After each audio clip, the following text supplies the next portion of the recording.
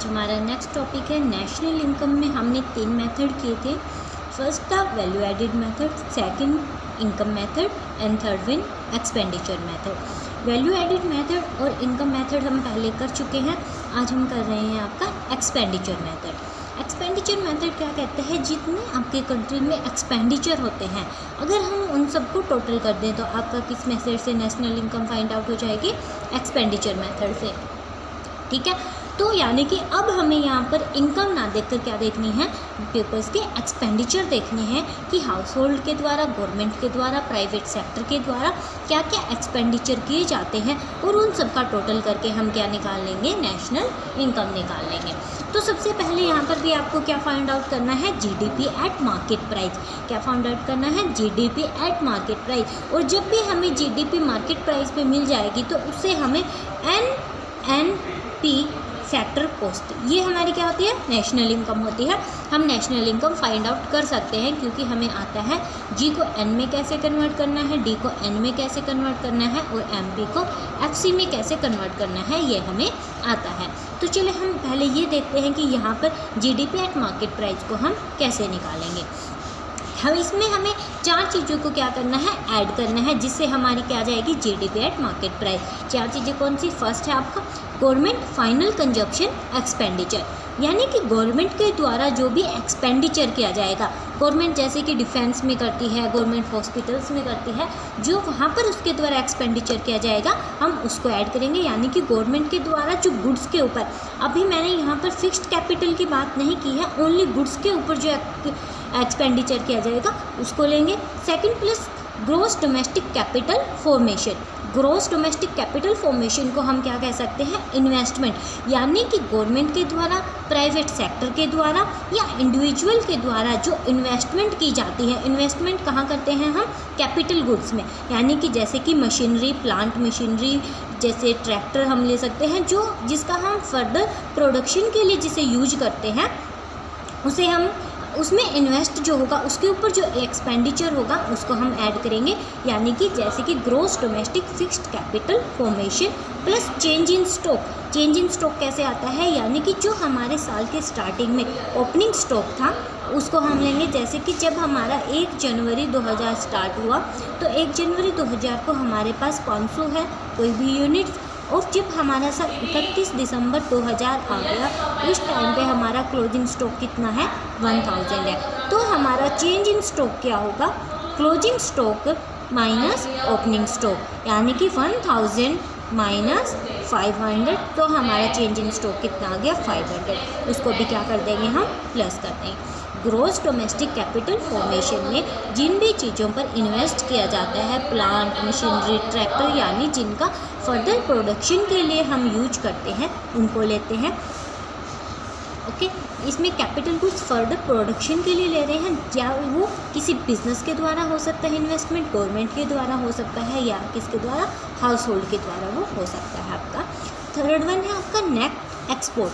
Net export क्या होता है आपका, जितना हम अपने देश में इंपोर्ट करते हैं, इंपोर्ट क्या होता है, यानी कि इंडिया के द्वारा rest of the world, rest of the world यानी कि चीन, अमेरिका, जो बाकी के देश हैं उनसे जो सामान मंगवाया जाता है इंपोर्ट, वो कहलाता है। इंडिया के द्वारा रेस्ट ऑफ वर्ल्ड से जो भी प्रोडक्ट, जो भी कैपिटल गुड्स, कुछ भी जो सामान मंगवाया जाता है इंपोर्ट कहलाता है। और एक्सपोर्ट इंडिया के द्वारा रेस्ट ऑफ द वर्ल्ड में जो भेजा जाता है उसको हम एक्सपोर्ट कहते हैं। तो एक्सपोर्ट यानी कि कितना हमने भेजा विदेशों में, और उसमें से माइनस कर देंगे कि विदेशों से हमारे पास कितना सामान आया, उसको हम क्या कर देंगे, ऐड कर देंगे। अब मान लीजिए कि हमने एक्सपोर्ट किया 500 यूनिट्स का, इंपोर्ट किया 400 यूनिट्स का, तो हमारे पास 100 यूनिट्स का क्या हो गया, टोटल नेट एक्सपोर्ट हो गया। ठीक है, इसको भी हम क्या करेंगे, ऐड करेंगे। इसके बाद आता है प्राइवेट फाइनल कंजप्शन एक्सपेंडिचर, यानी कि जो हाउस होल्ड्स होते हैं, घर के द्वारा जो फाइनल गुड्स का कंजप्शन किया जाता है, फाइनल गुड्स जैसे कि नमक एक बार यूज किया उसके बाद ख़त्म हो गया, कोलगेट हो गया, हम डेली रूटीन में जो प्रोडक्ट यूज कर रहे हैं, जो हमारी प्रोडक्शन बाउंड्री से बाहर आ चुके हैं उनमें और कोई भी चेंज करना बाकी नहीं है, वो हम फाइनली अब यूज कर सकते हैं। वो जो फाइनल गुड्स होते हैं उनके ऊपर जो एक व्यक्ति के द्वारा एक्सपेंडिचर किया जाता है वो आपका फाइनल कंजप्शन एक्सपेंडिचर कहलाएगा। तो उसको भी हम क्या कर देंगे, ये आपका इंडिविजुअल हाउस होल्ड के द्वारा किया जाता है। ये आपका सर्विसेज भी हो सकती हैं या कोई गुड्स भी हो सकती हैं, इन गुड्स का हम फाइनल यूज कर रहे हैं।